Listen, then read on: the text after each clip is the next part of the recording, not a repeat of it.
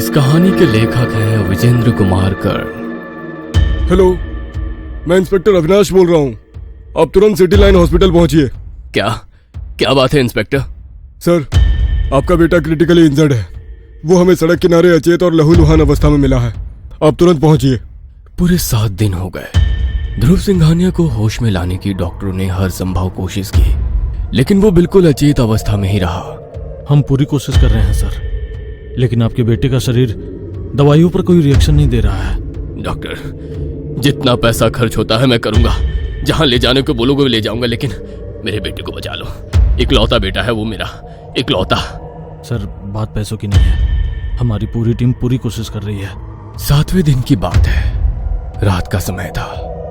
उस रात विक्रांत सिंघानिया और साक्षी सिंघानिया दोनों अपने बेटे के पास ही बैठे थे, लाचार, हताश। इसके दोस्तों का कुछ पता चला क्या? किसी का कुछ पता नहीं चल रहा है साक्षी। उनके घर वाले भी पूरी तरह परेशान हैं। और गाड़ी, वो ट्रेस हुई क्या? साक्षी, गाड़ी का भी पता नहीं चल रहा है। मेरे लोगों से स्पॉट पर भी गए थे, लेकिन ना तो वहां बच्चे हैं और ना ही गाड़ी। Wow wow wow, just wow dad, just wow. आपने खरीद ली ये जगह? हाँ जी, खरीद ली। तुम्हारी जिद थी ना इसे लेने की। यस डैड, जब से मैंने इस साइट को देखा था तभी से ये मेरे दिल में ऐसे उतर गया था जैसे कि कोई माशूका किसी प्रेमी के दिल में उतर जाती है। तू भी मेरी तरह बातें करता है, बिल्डर विक्रांत सिंघानिया की तरह। आपका बेटा हूं ना ध्रुव। बहुत जल्दी ही यहाँ पर रिजॉर्ट का काम शुरू कर दूंगा। अपने करियर में मैंने कई वीरान जगह को आबाद किया है। 8 से 9 महीने में इस जगह का नक्शा बदल दूंगा मैं। Love you dad, love you. ये जगह मेरे दिल के सच में बहुत करीब है, और यहाँ पर रिजॉर्ट बनाने का सपना भी। विक्रांत सिंघानिया कुछ दिन पहले की बात को याद कर रहा था और लगातार रोए जा रहा था। साक्षी की आंखें भी भीगी हुई थी। दोनों लगातार टकटकी लगाए अपने बेटे को देख रहे थे। साक्षी, इतना होपलेस और हेल्पलेस मैंने अपने आप को कभी महसूस नहीं किया, कभी नहीं किया। बचपन में इसे एक छोटी सी चोट लग जाती थी तो दोनों की जान निकल जाती थी। आप कितने सारे डॉक्टर्स की लाइन लगा दिया करते थे, पर आज हमारा बेटा 1 सप्ताह से चुपचाप बेड पर पड़ा हुआ है। यहाँ से इसे ले चलिए ना आप। यहाँ के डॉक्टर्स कुछ नहीं कर पा रहे हैं। विक्रांत और साक्षी सिंघानिया बातें कर रहे थे, तभी उनकी नजर एकाएक फिर से बेड पर गई। ध्रुव एक बार फिर से बेड पर नहीं था। विक्रांत और साक्षी के दिल की धड़कन तेज हो गई। 2 दिन पहले की घटना साक्षी की आंखों के आगे घूमने लगी। दोनों बाहर भागते हुए गए। ध्रुव कब और कैसे कमरे से गायब हो गया उनकी समझ से बाहर था, क्योंकि दोनों तो वहीं बैठे हुए थे। अस्पताल में एक बार फिर से हड़कंप मच गया। ध्रुव की खोजबीन शुरू हुई। अस्पताल के सीसीटीवी कैमरे की एक फुटेज खंगाली गई, लेकिन उसका कुछ पता नहीं चला। विक्रम और साक्षी समेत अस्पताल का पूरा स्टाफ टेंशन में था। तभी एक नर्स भागती हुई ध्रुव सिंघानिया के कमरे में आई। सर वो ध्रुव कमरे में ही है। क्या? हाँ सर, वो कमरे में ही है। लेकिन सभी फिर से ध्रुव के कमरे में गए। वहां जाकर उन्होंने जो देखा उसे देखकर सभी की जबान सिल सी गई। ध्रुव सिंघानिया अपने नाखून से खरोच कर अस्पताल की दीवार पर कोई विशालकाय आकृति बना रहा था। उसके नाखून से लगातार खून बह रहा था। अस्पताल के वार्ड बॉय और नर्स ने किसी तरह उसे पकड़ा, लेकिन उनके पकड़ते ही ध्रुव जानवरों की तरह जोर से चिंगाड़ा और उन सबको जमीन पर पटक दिया। तभी ध्रुव के कानों में एक आवाज आई। ध्रुव, तेरा समय पूरा हो गया। तुम लोगों ने मेरे घर में दखलंदाजी की। मैंने कहा था ना, इसका अंजाम मौत है। चल, अब भाग यहां से, तेजी से भाग। छत पर जा और वहां से छलांग लगा दे। ध्रुव सिंघानिया को रोकने की लाख कोशिश की गई, लेकिन अगले ही पल उसका शरीर पूरी तरह उल्टा हो गया। वो हाथ और पैरों के सहारे उल्टा चलते हुए छत पर पहुंचा, फिर छत से कूद गया।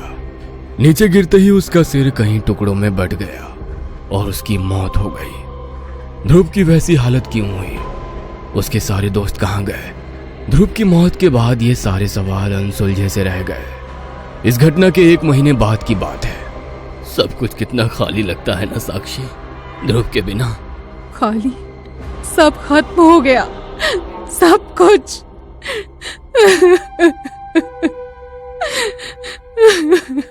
साक्षी, खत्म तो सच में हो गया, लेकिन ध्रुव का एक सपना अधूरा रह गया है। उसे पूरा करना है। उसका बहुत मन था रिजॉर्ट बनाने का। उसे वो जगह बहुत पसंद थी। हाँ, जब वो उस जगह को देख कर आया था तो कितना खुश था। उसने रिजॉर्ट की कितनी सारी प्लानिंग की थी। हाँ साक्षी, इसलिए उसके उस सपने को पूरा करना है। मैंने सारी प्लानिंग कर ली है।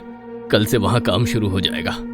अब यही एक गिफ्ट मैं अपने बेटे को दे सकता हूँ, वो भी उसकी मौत के बाद। 2 दिन बाद की बात है। क्या? ये क्या कह रहे हो?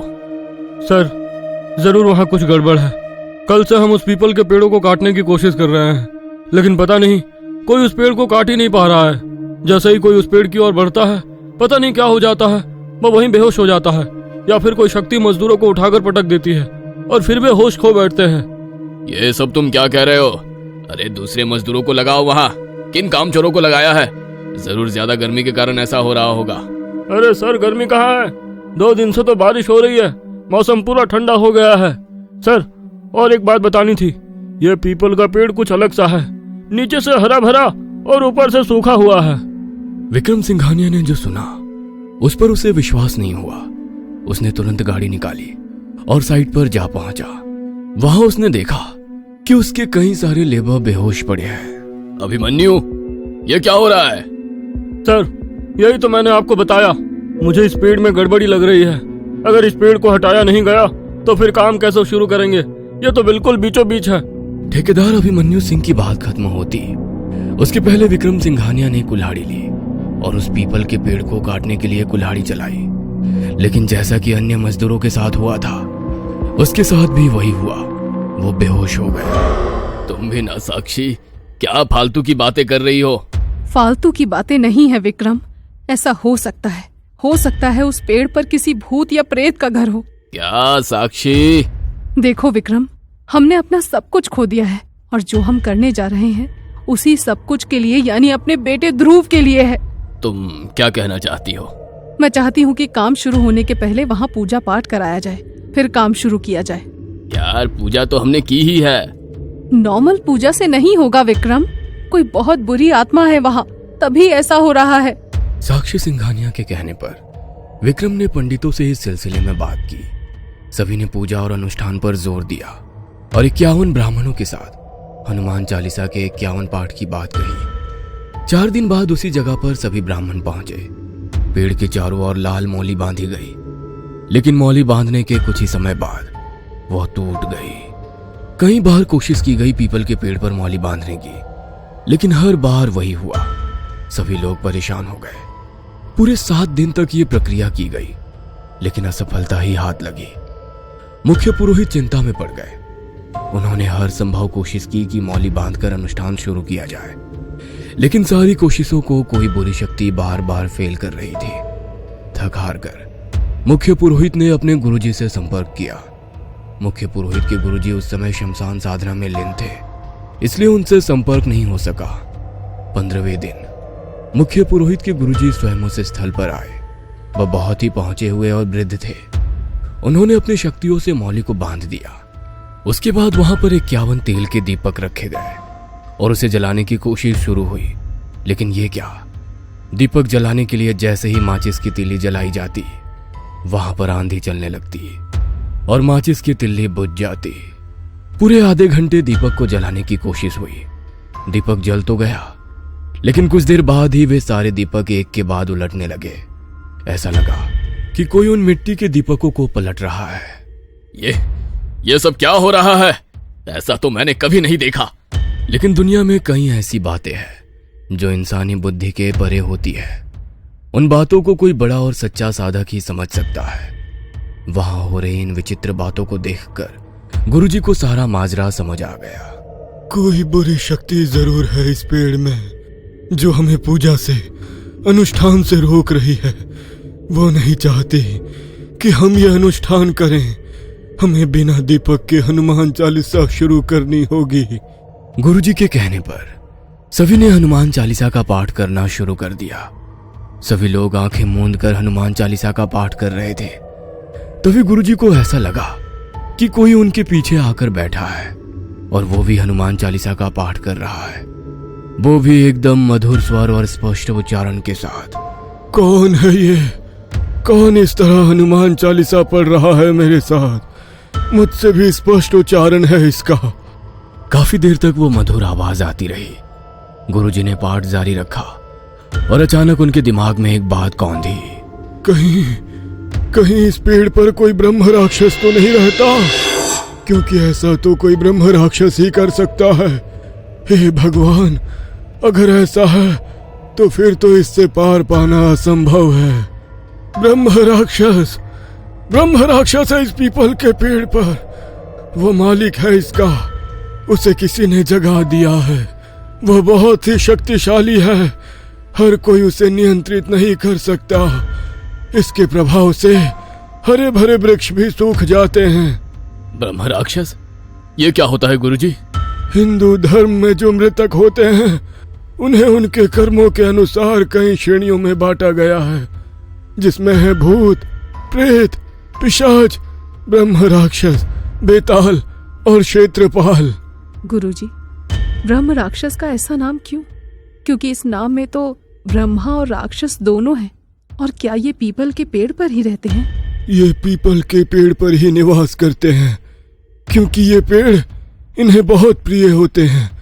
ब्रह्म राक्षस वे होते हैं जो जन्म तो ब्राह्मण के कुल में लेते हैं, लेकिन वो बुरे कर्म करते हुए जीवन बिताते हैं।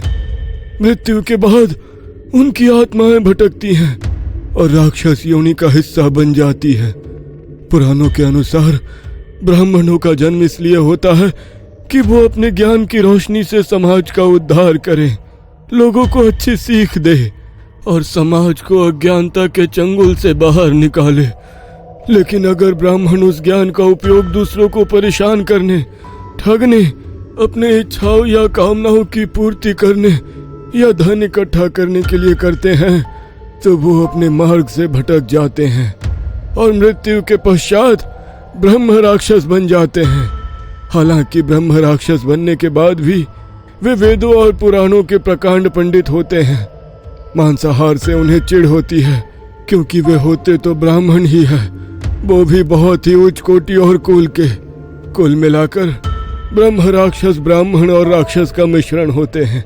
मनुस्मृति के 12वें अध्याय के 60वें श्लोक में लिखा है, संयोगम पति तैर गत्वा परशुवेव च योषितम अपहत्व च विपर्सवम भवति ब्रह्म राक्षसः। अर्थात जो भी व्यक्ति किसी चरित्रहीन नारी के साथ संबंध बनाता है या दूसरे की स्त्री के साथ संबंध बनाता है या किसी ब्राह्मण का धन हरण करता है, तो वो ब्रह्म राक्षस होते हैं। 500 साल पहले प्रथमे नार्जिता विद्या, द्वितीय नार्जिता धनम, तृतीय नार्जिता कीर्ति, चतुर्थे किम करिष्यति, जिसमें प्रथम अर्थात ब्रह्मचर्य आश्रम में विद्या अर्जित नहीं की, द्वितीय अर्थात गृहस्थ आश्रम में धन अर्जित नहीं किया, तृतीय अर्थात वानप्रस्थ आश्रम में कीर्ति अर्जित नहीं की, वो चतुर्थ अर्थात संन्यास आश्रम में क्या करेगा? वाह वाह देवदत्त वाह, हमें आप पर गर्व है। हमें गर्व है कि आप हमारे शिष्य हैं। इतना शुद्ध पाठ, आपने तो सारे श्लोक बहुत ही अल्प समय में कंठस्थ कर लिए हैं। गुरुदेव, ये तो आपकी कृपा है। यह आपका परिश्रम है देवदत्त। 500 साल पहले देवदत्त नाम का ब्राह्मण अपने गुरुदेव अंगाचार्य जी के आश्रम में रहकर शिक्षा ग्रहण कर रहा था। देवदत्त पर मां सरस्वती की कृपा थी। वो जो भी पाठ एक बार पढ़ता उसे याद हो जाता। उसने बहुत ही कम समय में वेदों पुराणों का अध्ययन कर लिया। उसने अस्त्र शस्त्र समेत तंत्र मंत्र में भी अपने को पारंगत कर लिया।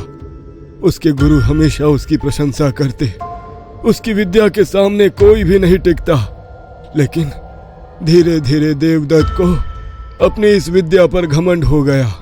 वो लोगों को नीचा दिखाने लगा। वो न सिर्फ लोगों को नीचा दिखाता बल्कि अपने ज्ञान का ध्वंस भी जमाता। तुम जानते हो हम कौन हैं? पता है तुम्हें? देवदत्त नाम है हमारा, देवदत्त। मेरे आगे अच्छे अच्छे पानी भरते हैं। उच्च कोटि का प्रकांड विद्वान हूं, कई शक्तियों का स्वामी हूं, बड़ी बड़ी शक्तियां दास है हमारी। इसका क्या अर्थ है? आप मनमानी करेंगे? हाँ करूंगा, जो करना है कर लो। देखिए, आपने जो धन मुझसे ऋण लिया है कृपया वापस कर दें। नहीं करूंगा। जब तक वो धन तुम्हारे पास था वो तुम्हारा था, अब वो हमारा है। चलो अब निकलो यहां से, नहीं तो मंत्रों की शक्ति से अपाहिज बना दूंगा, या नहीं तो मिट्टी का ढेर। देवदत्त की मनमानी बढ़ती जा रही थी। एक बार की बात है, देवदत्त कहीं से वापस लौट रहा था तो उसे नदी किनारे एक विवाहित महिला जिसका नाम विद्या था वो नहाते हुए दिख गई। अद्भुत, क्या सुंदर महिला है ये। इसका रंग दूध की तरह है, इसके काले बाल आसमान में छाए बादलों की तरह दिख रहे हैं। हमें इस स्त्री के सौंदर्य के रसपान की इच्छा हो रही है। देवदत्त ने विद्या को पेड़ की ओट से छिपकर घंटों निहारा। उसे नहाते देखकर उसके रोम रोम में झुरझुरी मच गई। विद्या जब नहाकर बाहर निकली तो देवदत्त ने उसका हाथ पकड़ लिया। कहाँ जा रही हो सुंदरी? कौन हो तुम? तुमने इस तरह मेरा हाथ कैसे पकड़ लिया है? देख नहीं रहे हो मैं एक विवाहित स्त्री हूँ। दिख तो रहा है, लेकिन हमारा हृदय तुम्हें देखकर मचल रहा है सुंदरी। देखो, हमें अपने सौंदर्य का पान करने दो, हमें अपने आलिंगन में भर लो। ये कहकर देवदत्त ने विद्या को बलपूर्वक अपने आलिंगन में लेना चाहा, लेकिन विद्या ने उसके गाल पर थप्पड़ जड़ दिया। मूर्ख स्त्री, तुम्हें पता नहीं तुमने क्या किया है। तुमने सांप के बिल में हाथ डाला है। अब देखो इस जहरीले सांप का विष तुम्हारे जीवन में क्या उथल पुथल लाता है। देवदत्त अनेक शक्तियों का स्वामी था, उनमें कई शक्तियां मायावी भी थी। उसने उन्हीं मायावी शक्तियों के बदौलत अपना रूप विद्या के पति का बनाया और छल पूर्वक उसका शील भंग कर लिया, लेकिन विद्या को इस बात का पता लग गया। हे ईश्वर, ये क्या हो गया? क्या हो गया हमसे? ये इतना बड़ा अनर्थ हो गया हमसे। घृणा आ रही है हमें अपने आप से। विद्या इस बात से इतना आहत हुई कि उसने स्वयं को समाप्त करने का निर्णय ले लिया और पहाड़ी की ऊंची चोटी से कूदकर उसने देवदत्त को यह श्राप दिया कि उसने छल से उसका शील भंग करके बहुत बड़ा पाप किया है, इसलिए उसकी मृत्यु भी भयानक होगी और मरते समय वो अपनी सारी विद्या भूल जाएगा। भूल जाएगा वो अपनी सारी विद्या, भूल जाएगा। उसने महापाप किया है, महापाप। शक्तियों का दुरुपयोग किया है उसने। विद्या की मृत्यु के तीसरे दिन ही देवदत्त जब हर दिन की तरह नदी में स्नान करने गया तो उस दिन कई सारे मगरमच्छों का झुंड उसकी तरफ बढ़ गया। अचानक से इतने मगरमच्छों को देखकर देवदत्त को बहुत आश्चर्य हुआ। ये इतने सारे मगरमच्छ यहाँ कहाँ से आ गए? मैं तो हर दिन यहाँ स्नान करता हूँ। कोई बात नहीं, अभी इन्हें बताता हूँ। देवदत्त मगरमच्छ को देखकर हैरान था और उनसे पार पाने की कोशिश करने ही वाला था कि उसके पहले ही मगरमच्छों ने उसके टुकड़े टुकड़े कर दिए। हालांकि देवदत्त ने मगरमच्छों से बचने के लिए अपनी विद्या, अपने मंत्रों को याद करने की बहुत कोशिश की, लेकिन वो असमर्थ रहा। मुझे कुछ याद क्यों नहीं आ रहा? मेरी सारी शक्तियां, मेरी मायावी शक्तियां, मेरे मंत्र, मेरे तंत्र, अरे ये क्या हो गया? मुझे क्या हो गया है? मृत्यु के बाद अपने बुरे कर्मों के कारण देवदत्त ब्रह्म राक्षस बन गया। विक्रम बेटे, ये देवदत्त ही है जो इस पीपल के पेड़ पर निवास कर रहा है। बेटे एक बात और, इसे तुम्हारे बेटे और उसके दोस्तों ने जगाया है, इसीलिए इसने सभी को मार दिया। क्या? इसने ही ध्रुव को मारा? इसने ही उसके दोस्तों को मारा? हाँ, इसने ही मारा, लेकिन यह तो सालों से यहाँ पर पड़ा अपने कर्मों का फल भोग रहा था। 500 साल से ये भटक रहा है, इसे तुम्हारे बेटे ने जगा दिया। उसके बाद गुरुदेव ने ध्रुव और उसके दोस्तों की सारी कहानी बताई। ओह, ये क्या हो गया? क्या भूल हो गई हमसे? हम इंसानों के साथ यही दिक्कत है। सारी जमीन पर हम अपना कब्जा चाहते हैं, लेकिन हमें पता नहीं होता कि ये सब कुछ जो हमें मिलता है वो बहुत थोड़े समय के लिए मिलता है। दूसरा, हम कोई भी जमीन बिना समझे खरीद लेते हैं, उस पर निर्माण शुरू कर देते हैं, ऐसा कतई नहीं करना चाहिए, खासकर जिस जगह पर पीपल का पेड़ है, क्योंकि 100 में से 80 जगह यह संभावना होती है कि उस पेड़ पर ब्रह्म राक्षस हो। गुरुदेव, अब क्या किया जाए? कैसे इस ब्रह्म राक्षस से मुक्ति पाई जाए? हम इससे लड़ नहीं सकते, क्योंकि इसके पास इतनी ताकत है कि यह दुनिया का नाश कर दे। बस हमें इसे मुक्ति दिला सकते हैं, इसे शांत कर सकते हैं। इसके लिए हनुमान चालीसा और भगवत गीता का लगातार पाठ करना होगा कई दिनों तक, जब तक इसकी मुक्ति ना हो जाए। मुक्ति के बाद इसका एक मंदिर यहीं बनाना होगा, इसी पेड़ के नीचे। गुरुदेव के कहने पर हनुमान चालीसा और भगवत गीता का पाठ शुरू हुआ। जैसे जैसे पाठ होता, वह ब्रह्म राक्षस वहां आकर स्वयं पाठ करने लग जाता। सभी लोग उसके स्वर को सुनकर मंत्रमुग्ध हो जाते। हमें अपना पाठ जारी रखना है, छोड़ना नहीं है, करते रहना है लगातार। 128वें दिन की बात है। मंत्र पाठ के बीच आज उस ब्रह्म राक्षस की आवाज किसी को सुनाई नहीं दे रही थी। गुरुजी ने बताया कि वो अब मुक्त हो चुका है, हमेशा हमेशा के लिए। ये कहानी आपको अच्छी लगी हो तो हमें सब्सक्राइब करें, हमारा इंस्टाग्राम और फेसबुक पेज जरूर फॉलो करें। और हाँ दोस्तों, सब्सक्राइब करना भूलना मत।